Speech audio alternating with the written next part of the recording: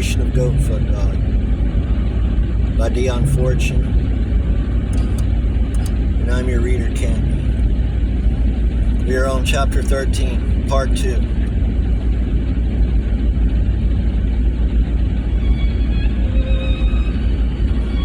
Part 2, Chapter 13.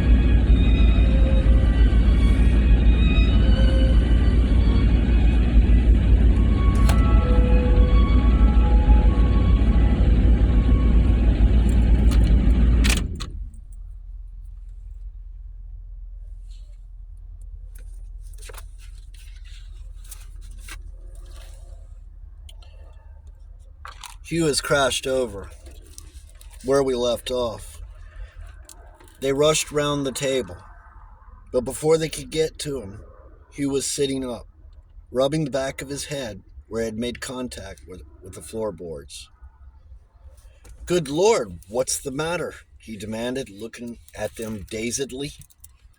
The only thing that he could think of was that he had been in a motor smash. He seemed little the worse, however, except for a sore head. The sudden collapse of all the muscles that takes place when the controlling entity withdraws from a medium is a very different matter to the heart failure that causes a faint.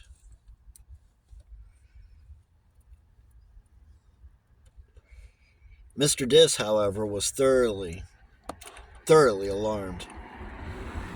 "My dear sir, allow me to assist you. Sit down a moment, and I will get you some brandy from across the way." Hugh, nothing loath, sat down and blinked at Mona. "What happened?" he asked as soon as Mr. Dis's back was turned. "Did I faint?" "I think you must have," said Mona. "That's odd. What did I faint for? I was feeling perfectly all right. How are you feeling now?" "A bit swimmy, as if nothing were real, and I didn't know quite where I was. I shan't be sorry for the old boy's brandy." But Hugh did not get his brandy as quickly as he might have done, for Mr. Dis dispatched the youth for it, and then got busy on the phone with Mr. Watney. "I wish you could come around," he said. "Your new client has just gone off in a dead faint, and I think the young lady is badly frightened." Consequently, when the brandy arrived, it was brought upstairs by the pair of them, and they jointly stood over Hugh, now thoroughly ashamed of himself, while he drank it. They likewise gave a dram to Mona, for which she was truly thankful. Every time she looked at Hugh's shy, nondescript face, she felt that at any moment that burning eyes of Ambrosius might stare out at her from it. It was immediately decided that all four of them should go round to Mr. Watney's house and have some lunch before Hugh undertook the drive back to town. Mr. Watney was a bachelor, and things could be done with a housekeeper that cannot be done with a wife. During the short walk, Mr. Watney contrived that Mr. Dis should walk with Hugh, while he himself accompanied Mona. "Does Mr. Paston suffer with his heart?" he inquired of her. "I have no idea," said Mona. "I only know him very slightly." "You are no relation, no?" "Oh, dear no. I'm a professional designer. It is my job to design all the decorations for the house and see the contracts through. I know nothing whatever of Mr. Paston personally. I only met him a couple of days ago." Dear. Rather a trying experience for you, my dear young lady." "It was, very," said Mona. "However, he does not seem much the worse for it. It is very dangerous for him to drive a car if he is subject to these attacks." "Yes, certainly is," said Mona, wondering what Ambrosius would make of modern traffic if he suddenly appeared when Hugh was at the wheel. "Can you not persuade him to employ a chauffeur?" "It is none of my business, Mr. Watney. I can't interfere in a thing like that. I only know Mr. Patton very slightly. If he chooses to take risks, that is his lookout." She felt that Mr. Watney was probing to discover the nature of the relationship between them, and so she diligently emphasized in casualness and her total indifference to Hugh's fate. It may be a very unpleasant matter for you, not to say a dangerous one, my dear young lady, if you go driving about in that car of his with him. Business is business, Mr. Watney. I cannot dictate to my clients. He appeared satisfied as to Mona's entirely utilitarian interest in Hugh Paston. They came out of a narrow passage and found themselves in the Abbey close. Mona's heart was in her mouth as they crossed it, lest Ambrosius should put in another appearance, or, in other words, lest Hugh should have had another seizure. But though he stared up hard at the ancient towers, nothing happened, and they reached the low ivy-covered house looking onto the monk's graveyard in safety.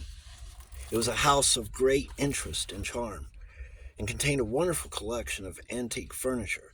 But although Mona was a connoisseur of fine furniture, she had no eyes for it, for she was all the time obsessed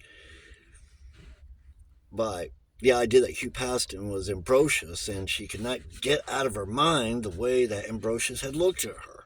She could not see those burning eyes still whenever she looked at Hugh. She also saw that he had noticed that she was upset and nervous with him, and that in its turn made him nervous with her. It did not take much to shake Hugh Paston's self-confidence. His mother had been a dominating woman, and his wife a self-centered one. It was obvious that Hugh was still dazed and hardly knew what he was doing. Not only had he been through a startling psychic experience, but he had also had a good hard crack on his head. Mona felt that if Ambrosius looked at her out of Hugh's eyes again, she would rush from the room, so terrific an impression had the renegade prior made upon her. She could not keep herself from watching Hugh all the time in case he should suddenly turn into Ambrosius again. She felt that he was conscious of her scrutiny, although his social training saved him from showing his embarrassment. Mr. Dist and Mr. Watney did not increase Mona's peace of mind by endeavoring to entertain them with tales of the Abbey. They never got actually onto the subject of Ambrosius, however, for which she thanked heaven. But as every time they came anywhere near it, she held her breath and waited. She did not make a very good lunch. However, they were both plied with Mr. Watney's best port. Mona took all she was given. If she were going to be murdered by Ambrosius or killed in a car crash by Hugh, the less she knew of it, the better.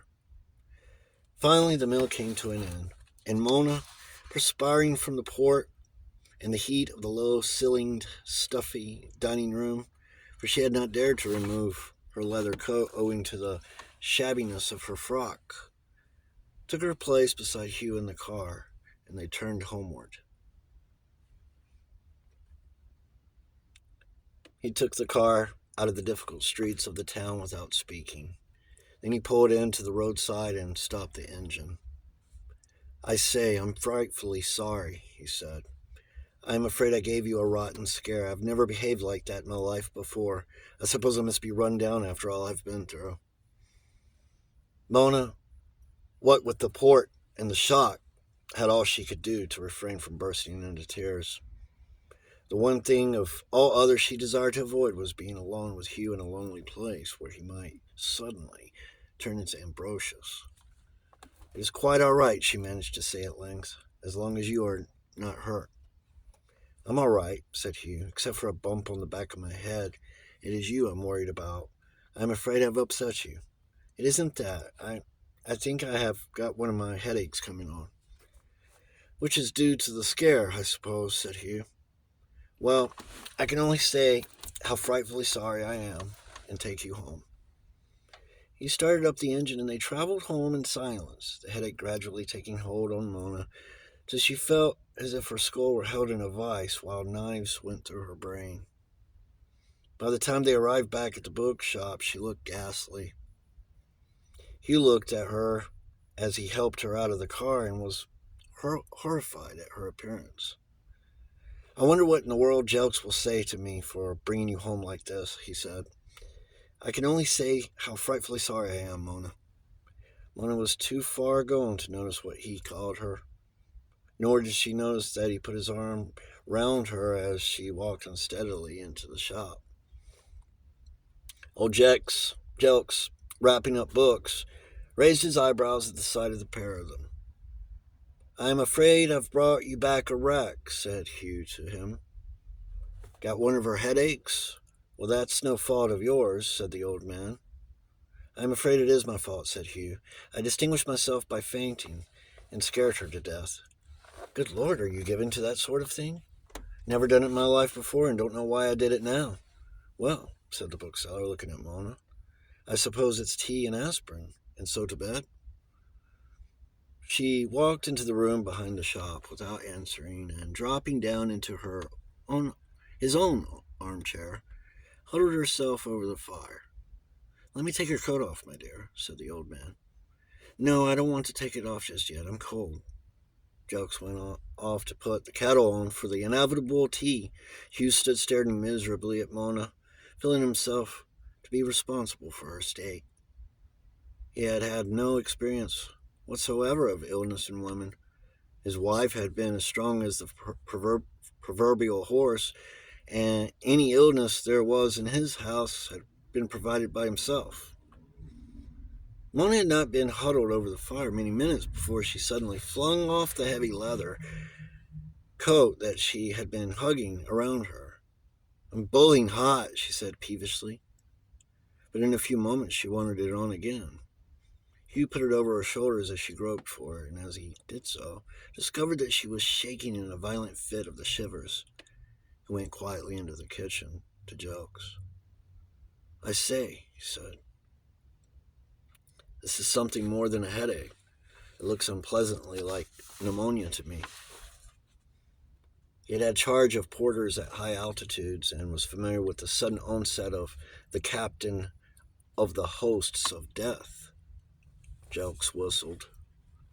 That's a nasty job of it is. That's a nasty job if it is, he said. But it may only be one of her headaches. She has uncommon bad ones. I'll have a look at her. I'll soon know. I've seen plenty of her headaches. He returned with the tea. Well, lassie, he said, how are you feeling? Rotten, said Mona. I think I've got a chill as well as a headache. I think we had better put you to bed and get your doctor to you, said Jelks. I haven't got a doctor, said Mona. I'm not on the panel. You little goose, why aren't you? Exclaimed the bookseller, aghast. I work on my own now, I don't have to be.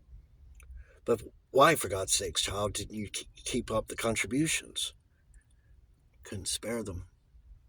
Hugh listened in amazement to this revelation. It had never entered his imagination that any woman whom he could treat as a friend would even be on a panel, let alone unable to afford to be on a panel. Look here, he said. Don't you worry about that. I'm responsible for your chill, so the least I can do is to stand treat with the medico. That's damn good of you, said the relieved bookseller, who had seen himself saddled with the expenses of Mona's illnesses. Look here, said Hugh, what about a nursing home? No, said Mona, suddenly waking up. Of course she couldn't go to a nursing home. She had hardly a rag to her back in the way of nightgowns and such like. I'm not really bad. I'm just chilled on top of my headache. I shall be right in the morning. I'll go home as soon as I've drunk my tea. Oh, no, you won't, said the old bookseller. You'll stop here. No, I shan't. Jelks went over to her and put his hand on her forehead.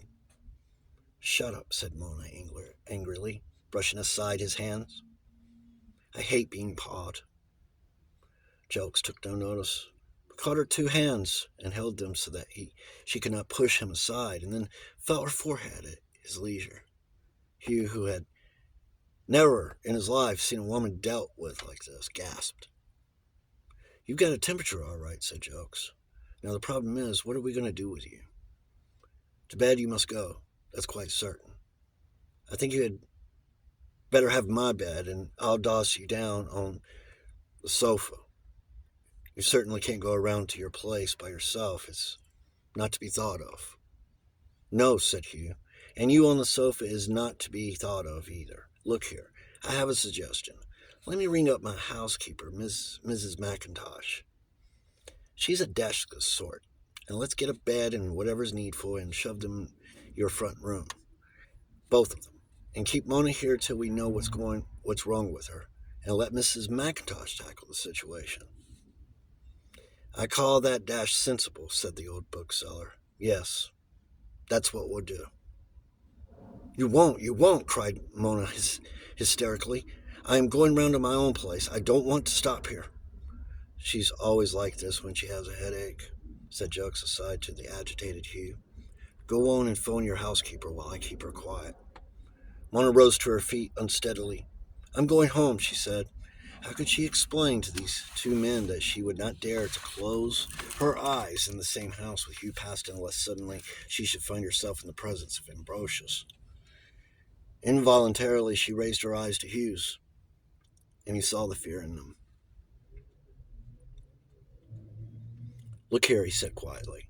I believe Miss Wilton is scared that I'll treat her to another faint if she stops here. If I clear out, will you stop? I can easily go to a hotel. Oh, no, it's not that. It's too ridiculous. Well, then, what is it, Mona? Said Jokes. It's nothing. I'm just being silly. I wish you'd let me go home quietly. I shall be quiet, all right. We're not going to let you go home in the state you're in. Will you stop if Hugh clears out? Yes, I'll stop. There's no need for him to be clear out. I'm just being silly. Don't take any notice of me. I get like this when I have a headache. I'll be all right presently.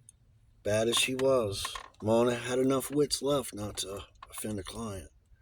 She huddled up into a heap in the big chair and hid her face miserably in the dirty cushion. Go on and get your phoning done, said Jelks to Hugh, and Hugh vanished. Well, lassie, what really is the matter? Said Jelks to Mona as soon as Hugh had departed. He turned into Ambrosius, said Mona huskily. I thought as much, said Jelks. What happened when he turned into Ambrosius? He just looked at me for ever such a long time without moving, and then someone came into the room, and he fell over backwards in a faint and woke up normal. That wasn't a faint, it was the changeover from Ambrosius back to Hugh. What are you scared of, lassie? Did you find Ambrosius alarming? Yes, terrifying. Well, I don't suppose he'll do it here. Anyway, you'll have that Scotch housekeeper of his with you, and I'll keep an eye on Hugh. You ought to know enough not to be scared of the dead, Mona. A dead man's no different to a living one, except that he hasn't got a body. It's not that. I'm not scared of the dead any more than you are. It's Ambrosius I'm scared of. Why? I don't know. How could she tell him of the strange passage between them? How, above all, tell him that Ambrosius had received encouragement? And without that fact, any explanation would be more than misleading. Hugh Paston returned. Okay, Chief, she's coming round forthwith, and bringing a bed and bedding with her. I told her to hire a Daimler and toddle round in that. The chauffeur's face ought to be worth seeing when they arrive. I'll get a fire going upstairs, said Jokes, and signaling to Hugh to follow him, he led the way out of the room. He knew Mona would not want to be alone with him. Look here, he said. As soon as the fire was under way, don't talk to her about Ambrosius. He's got on her nerves. Does she think he'll come back from the dead and chase her? Yes, that is it. Do you know, TJ, I've had an awfully strong feeling myself that he's about somewhere. But I don't know. I don't think it's inimical. I think the poor devil has a rotten time and would be glad of a kind word from anybody. If you know what I mean. Personally, I'd like to give him one, just to cheer him up, you know? I think he must have had a pretty poisonous life of it. That's all right, said the old bookseller. But don't do it while Mona's seedy, or she'll go all to pieces. You keep your mind off Ambrosius while you're in this house. We don't want him manifesting here. Right you are, TJ. It's your house. It's for you to say who comes here, whether from this world or the next. But as soon as I get settled in at the farm, I'm going to have a jolly good try to get in touch with Ambrosius. And I have a sort of feeling that he knows it. And that is the completion of Chapter 13, Part 2, Chapter 13, Goatfoot God. Just one of Dion Fortune's novels, 1936.